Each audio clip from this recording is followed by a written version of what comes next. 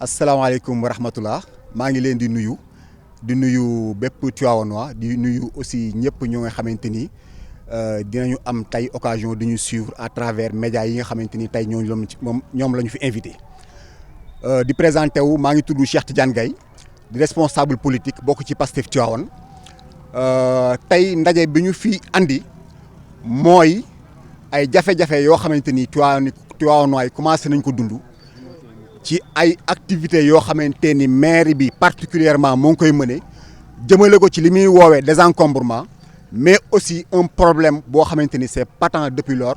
un problème foncier boo xamante ni tey moo tax ñu choisir ce site-là pour en parler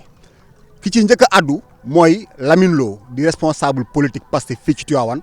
dina intervenir en français bu ñu paree jox kàddu gi Mansour Mané di wax ci turu aar suñu Tivaouane di organisation boo xamante ni dafay aar ak yelleef doomu aadama fii ci Tivaouane bu ñu paree dinaa jël kàddu gi résumé li ñu fi wax ci olof incha allah di leen jaajëfal di leen ñaan ngeen teewlu bu baax a baax li ñu fi andi. Vive salutation à l'endroit de notre khalife général que nous souhaitons une très longue vie par la grâce du Tout-Puissant. Donc nous sommes aujourd'hui sur ce site appelé Keur Dabakh pour dénoncer effectivement les agissements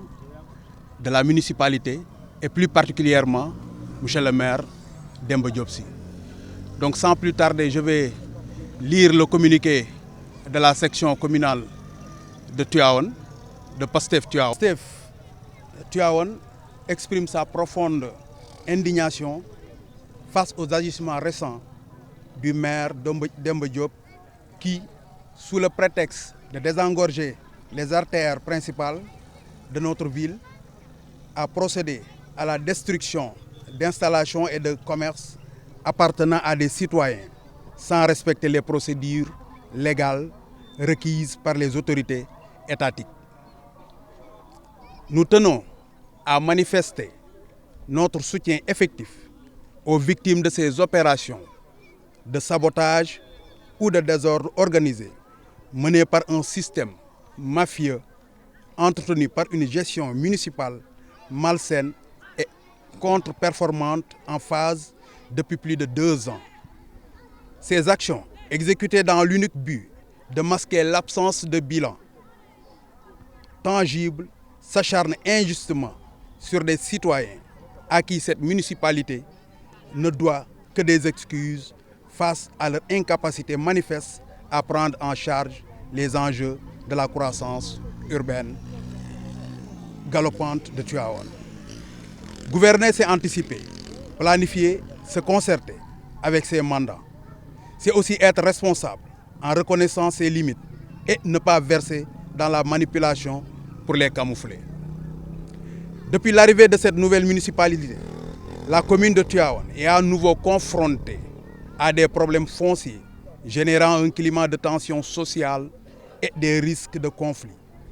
Le maire Demba Diop, opérant dans une opacité totale, a entrepris des désaffectations de parcelles qu'il réaffecte ensuite sans respecter les procédures légales et en l'absence d'une commission régulièrement constituée. Il est essentiel de rappeler que toute procédure de désaffectation ou de réaffectation de parcelles de terrain doit respecter un cadre légal strict, garantissant transparence et équité afin d'éviter toute injustice. Ces événements s'inscrivent malheureusement dans une série d'exactions commises par les différents maires et leurs collaborateurs, des pratiques qui, hélas, se multiplient et érodent la confiance des citoyens dans leurs institutions locales. Enfin, nous appelons les services de l'État à se saisir de cette question et de veiller au strict respect des normes légales établies. Nous comptons user de notre droit consacré de saisine des autorités compétentes pour faire respecter dans les meilleurs délais les droits des citoyens victimes de ces agissements. Fait à Tivaouane le 18 août 2024 par la section communale Pastef de Tivaouane. J'aimerais y ajouter, en moins de 45 jours, la ville sainte va accueillir ses fidèles talibés. Au moment où le petit gorgorlou ou le grand gorgorlou se décarcasse, essaie de remuer ciel et terre pour mettre les pèlerins dans d'excellentes conditions. Et c'est à cette période que le maire trouve l'opportunité de vouloir encaisser de l'argent au profit de ses citoyens. Nous invitons le maire Diop Sy à revenir sur terre et à mettre sur pied un comité de gestion pour mieux veiller sur les parcelles. Nous dénonçons également son attitude vis-à-vis d'un budget qu'il ne peut pas honorer. Et nous pensons effectivement, pour combler ce gap, il s'est penché sur le foncier. Mais aujourd'hui,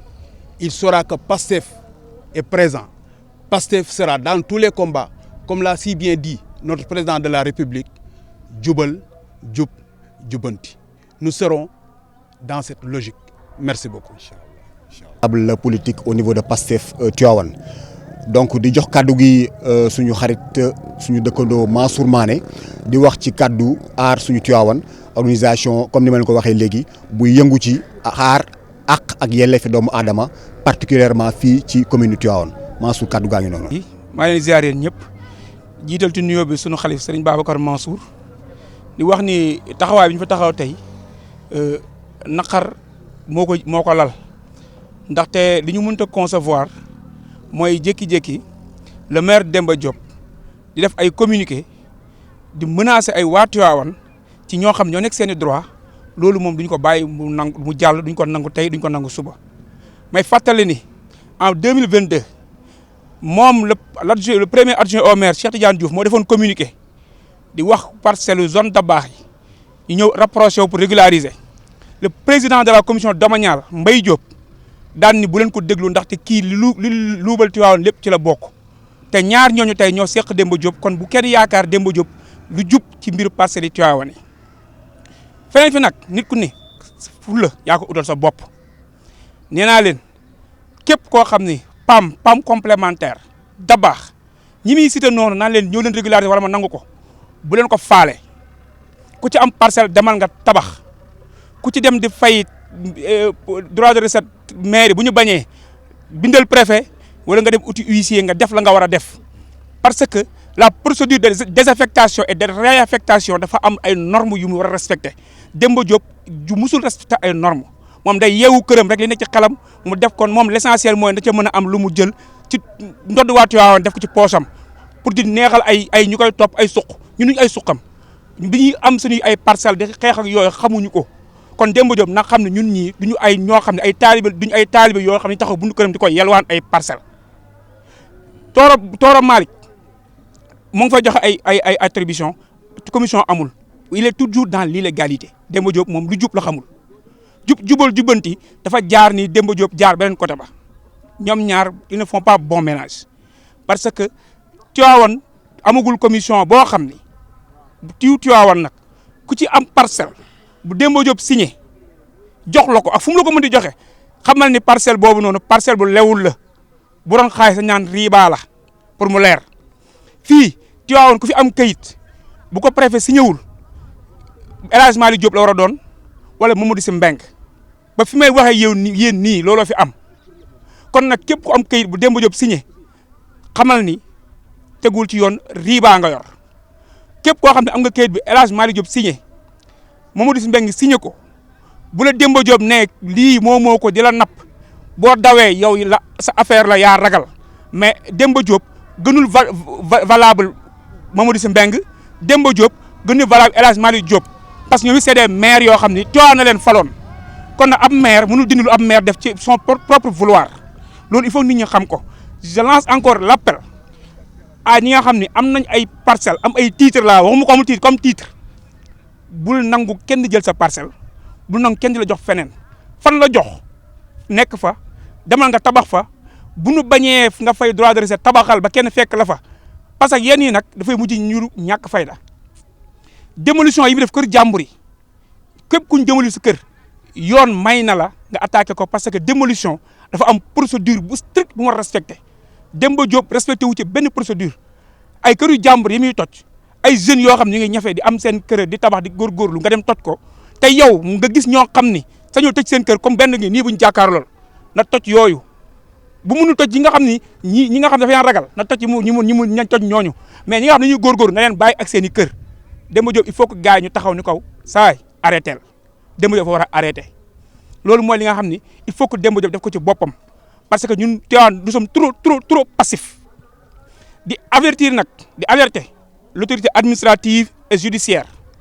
parce que ñoom commission bi nga xam ne amuñu ko ñu ngi koy jéem a wut à travers du bëgg ko antidaté takkal ci autorité yooyu noonu pour seen signature ñeen wax ne xam nañu commission amul kon ñoom nag bu ñu ko signé ëllëg ak si biir lañ ci fekk ñoo ko teg seen bopp avertir nañ leen ni commission amul ñu ngi ko jàpp nañ ko ci médias yi ñëpp xam nañ ko kon nag autorité administrative et judiciaire war a composé commission bi ñu ngi leen di takkal naan ñoom ñoo ko war a signé nañ ci bàyyi xel loolu laa am kàddu yi nga xam ne mën naa ko wax tey jii nii ndaxte lii nii naqar moo ñu jàpp moo tax bu ñu waxee mën nañu wax lu ëpp. Mansour di ko gërëm di ko sant di gërëm ñi fi jaar ñëpp maa ngi tudd Cheikh Tidiane Gaye di responsable politique waaye aussi bokk ci mouvement citoyen yi nga xamante ni ku ci mel ni Mansour tey moom la représenté li communiqué bi wax ci njëlbeen mooy mastaw ñii nga xamante ni ay Tivaouanois lañu yoroon seen ay bërëbu liggéeyukaay ci espace public peut-être mais aussi ci espace yoo xamante ni des fois maire bi ci boppam moom moo leen ko jagleeloon ñuy am lu ñuy fay di ko dugal ci gafaka maire bi di leen mastaw di leen woo ci ñu mobiliser wu di leen woo ci bu jaree ñu fekk suñu ñu mobiliser ànd ak ñoom fa fu ma xam ne doonooy benn ñu yóbbu fa problème bii nga xamante ni tey l'autorité municipale en l'occurrence le maire Diop Sy moom moo leen ko teg mënuñu ànd ci naka sudul noonu mënuñu ànd ci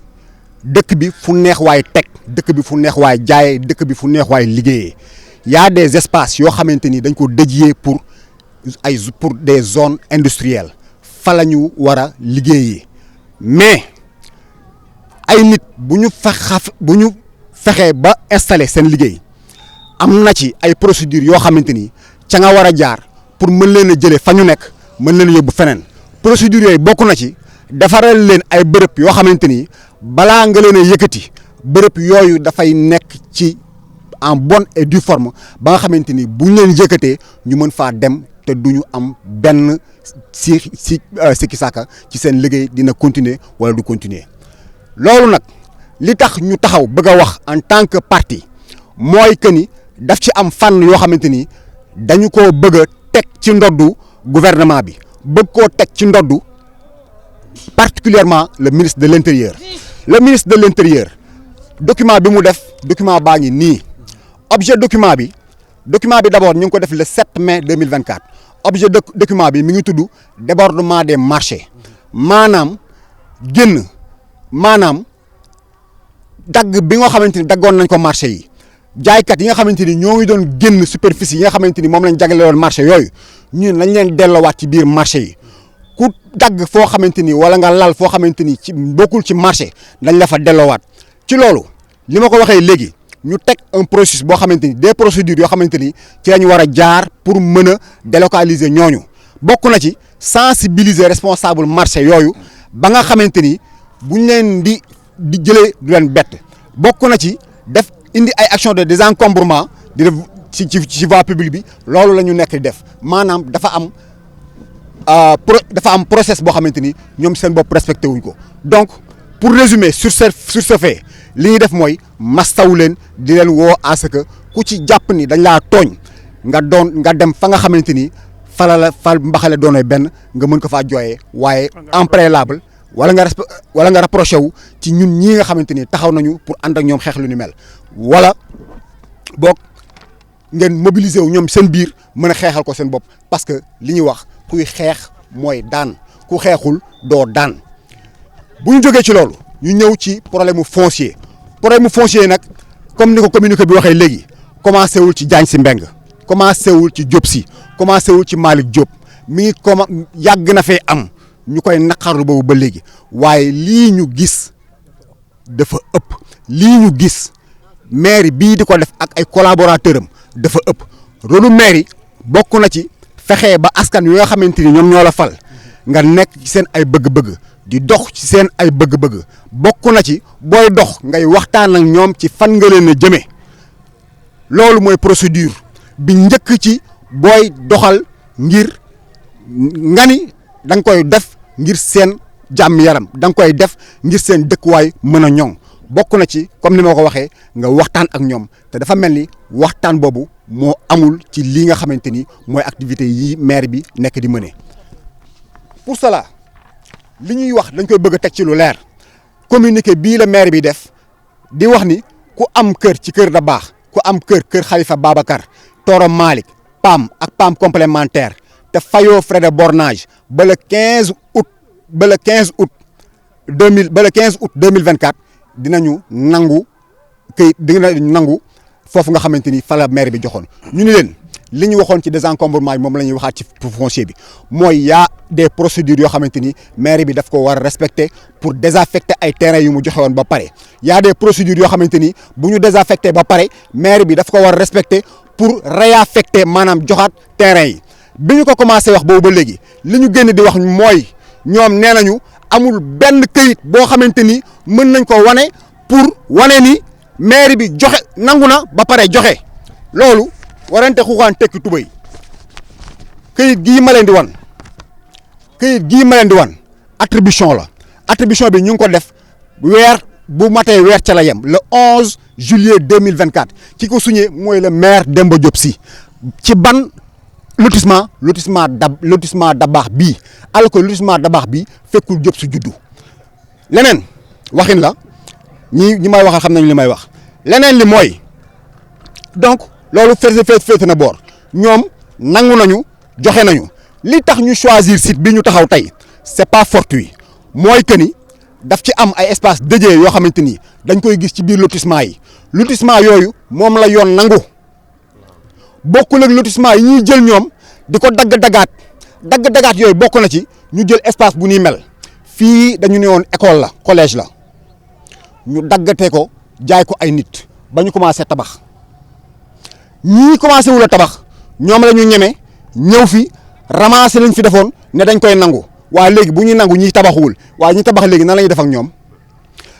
weesu na loolu ñii amoon fi ay espace ne dañ koy def espace di fi liggéey ñu nangu ko ci ñoom dàq leen fi lii ñu janoon école la école primaire ñu toftaloon ci terrain de football boo xamante ni tey ñi fi nekkoon avant Diop Sy daggee nañ ko def ko ay parcelles ni dañu koy jaay ce qui a fait que tey ñii nga xamante ni ñoo ànd ak ñun tey muy l'équipe de football bii nga xam moo ne ci koñ bi amuñu fu ñu footballee parce que terrain ba dagg nañ ko def ko ay terrain ils sont obligés ci école de football bii la ñuy entraîner parce que tout simplement espace dédié yi espace public yi fii ñu mosquée yi dispensaires yi marché yi lépp dañ ko inclure ci plan de lotissement yi nga xamante ni moom la nguur gi nangu ñoom ci seen bopp muy maire yi ñi fi jaaroon ak ñi fi nekk tey def ko del ko dagg-daggee ko jox ko seen ay mbokk jox ko seen ay xarit bokk na ci terrain yi ñu janool fu ci nekk espace la boo xamante ni dañ ko tegoon pour espace public maanaam pour nit ñi daje tey duggoo leen benn lotissement gis fa terrain duggoo leen benn lotissement gis fa marché duggoo leen benn lotissement bu bees gis fa école bu en bonne et due forme duggoo leen benn lotissement gis fa ay cimetière xanaa nit ñi duñu dee gis ngeen li ñuy wax dañ koy teg ci lu leer kër yaa ngi nii ñu tabax ci ay espace yoo xamante ni dañ ko tegoon nit ñi bokk ko loolu nag nekkatuñu fi di wax ba suñu xol di génn nekkatuñu fi di wax comme opposant dañu jël ay nit xeex ba fal leen nit ñooñu nag la ñu fas yéenee bind ku ci nekk boo ci laaleeg boo ci laalewul bu ci sa yoon nekkee dinañ la bind incha allah bu ñu jógee fii dinañu adressé ay correspondance ñi nga xamante ni ñoo seq mbir mi. dinañu bind ñi nga xamante ni ay services lañu décentralisé fii ci Tivaouane dinañu bind ñi nga xamante ni ay services lañu bokk na ci primature bokk na ci ministre de la décentralisation et de l'urbanisme bokk na ci le procureur de la République pour wan ko tegal ko ay firnde que ni ñii ñu dénk suñu ay mbir ñi ngi koy def naka ñu ngi ciy def naka surul noonu ñu jël ci matukaay yi nga xamante ni ñoom ñoo ci fi may terminer mooy. dañuy woo ñëpp ñi nga xamante ni loroon nañu ci mbir mu ni mel ñëpp ñi nga xamante ni loroon nañu ci lii ñu woowee désencombrement ñëpp ñi nga xamante ni loru nañu ci suuf si ñu joxe ba pare di ko nanguwaat ñëpp ñoo nga xamante ni loru nañu ci war a am suuf fii nga dëkk te amu fi suuf leneen li ma ciy teg ngeen baal ma fa laay jeexalee bi yoon mooy këyit a ngi nii sama nijaay bopp Mansour Aïdara Tivaouane gépp a ko xam topp ci ñaan fu mu def fu mu dëkk mayuñu ko ba mu dee ñu maye këyit def ko ci turu soxnaam tey këyit boobu dañu ci ni war na fay 100 000 francs pour frais de bornage ba ñu jógee pour fay frais de bornage ñu nit ñi 200 000 francs la ñuy fay 200 000 francs yooyu la ñu war a wax ñu wax ko fan lañ ko teg man mii di wax ak yéen Cheikh Tidiane Gaye juddoo fii ci dëkk bi màggee fii yaroo fii xaw ma fu dul fii boobu ba léegi saa bu ma dogee lotissement ma bind te ni ma koy defee xam naa yéen ñëpp ngeen koy defee saa yi boo leen déggee lotissement ngeen bind ay demande d'attribution kenn du leen may kenn mayuma kenn musuma may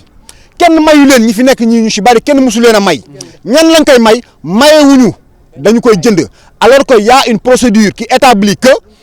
lotissement bu amee c'est parce que des gens ont senti le besoin d'avoir des parcelles ñu bind ba mu dajaloo ci seen table ñu lotissé ñu jël ci dëkk bi dagg lotissé bu ñuy lotissé ñu jël ñi nga xamante ni ñoo ñaanoon ñu may leen alors que ce n'est pas ce qui se